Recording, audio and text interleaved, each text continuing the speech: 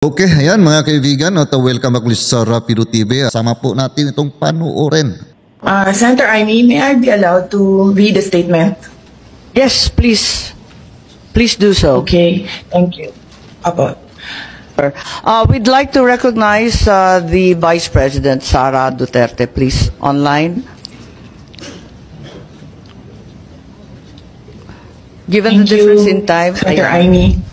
Yes, maraming salamat. At kung pwedeng ipaliwanag lamang ng ating Vice Presidente kung bakit sinasabi ninyo na kidnapping or extraordinary rendition ang sinasabi. At gusto rin natin malaman yung tungkol sa warrant. Kayo na lang ang mag-umpisa. Salamat. Opo, Senator Amy, may I be allowed to read the statement? Yes, please. Please do so. Okay, thank you. Apo. Mga kababayan, on March 11, 2025, former President Rodrigo Roa Duterte was forcibly taken by the Philippine National Police upon his arrival at the Ninoy Aquino International Airport. He was brought to Villamor Air Base, a military air base, detained for nearly 12 hours, and then flown out of the country on a private jet to The Hague. All allegedly because of a warrant issued by the International Criminal Court.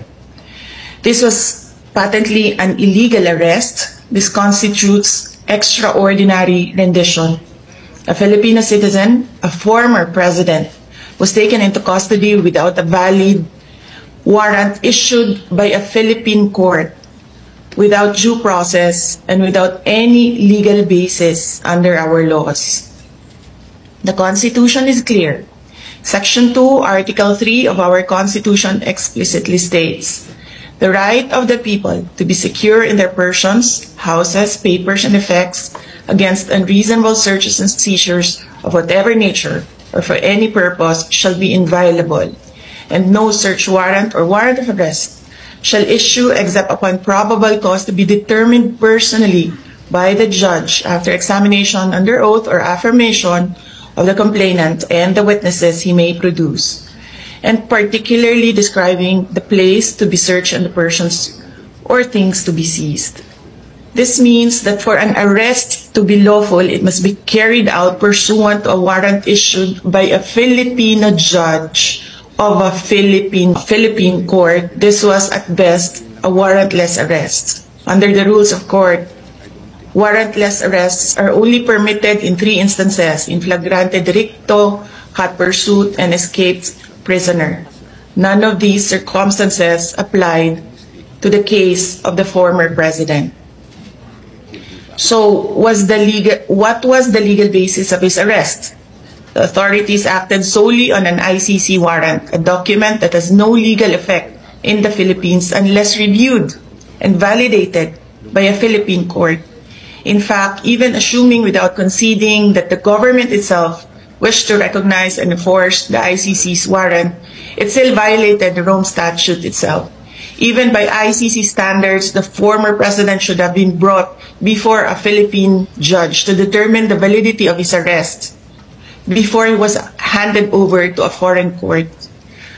Under Article 59 of the Rome Statute, a state party which has received a request for arrest and surrender shall immediately take steps to arrest the person in question in accordance with its laws and the provisions of Part 9, and shall bring that person before the competent judicial authority in that state. Yan ang sinasabi ko paulit-ulit nung nasa labas ako ng gate ng Villamor Air Base. And why was this not done? If they claim to abide by international law and standards, then why did they conveniently choose to ignore this provision? The fact remains that we are no longer a state party to the Rome Statute. We are no longer a member of the ICC. In fact, in a letter dated December 15, 2023, the President himself wrote to me, with respect to your concerns, legal or otherwise, on the investigation to be conducted by the International Criminal Court into the previous administration's war on drugs, I remain steadfast in my resolve that the jurisdiction of the ICC over the Republic of the Philippines after the effectivity of its withdrawal therefrom is very much in question. To this end, this government will not assist the ICC in any way, shape, or form. So if the government itself has declared non-cooperation with the ICC, why did the PNP violate this very policy and enforce a foreign warrant? Even granting for the sake of argument that we have some duty to cooperate with either the ICC or Interpol, does that duty override the fundamental rights of every Filipino enshrined in our Constitution? What happened on March 11, 2025 is not just about one man. It is about all of us. It is about the country. If a former president can be taken without due process, what stops them from doing the same to any other Filipino?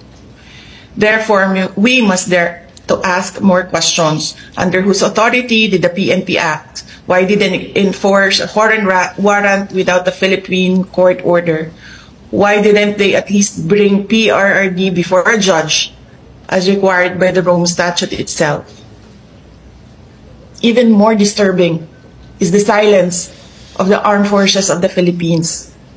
Why did the AFP stand idly by while a former commander-in-chief was taken from a military base under questionable circumstances?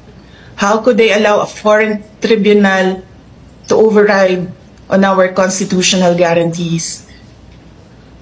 We have now lost a former president. I pray that we do not lose the country next.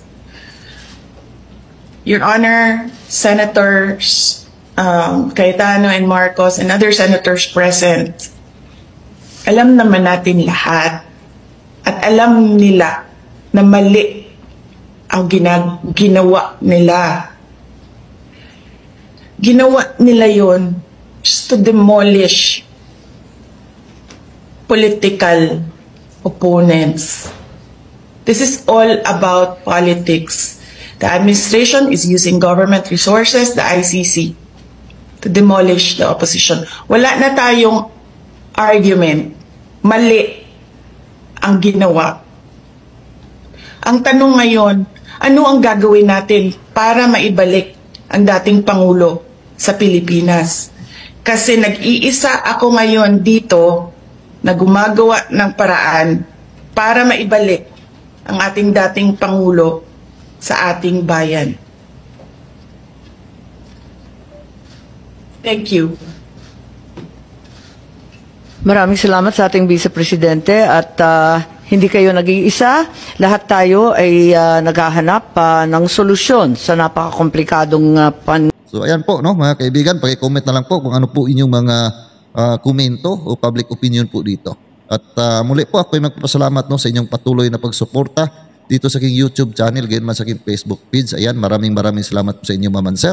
At sa atin po mga kababayan, Luzon, Visayas at Mindanao at sa ating mga ka-OFW, palagi lamang po tayong mag-iingat saan man tayo naroon. At kung nagustuhan po ninyo ang video na ito, paki-like naman po mga kaibigan. So ayan, at see you po sa next video ko at God bless all of us.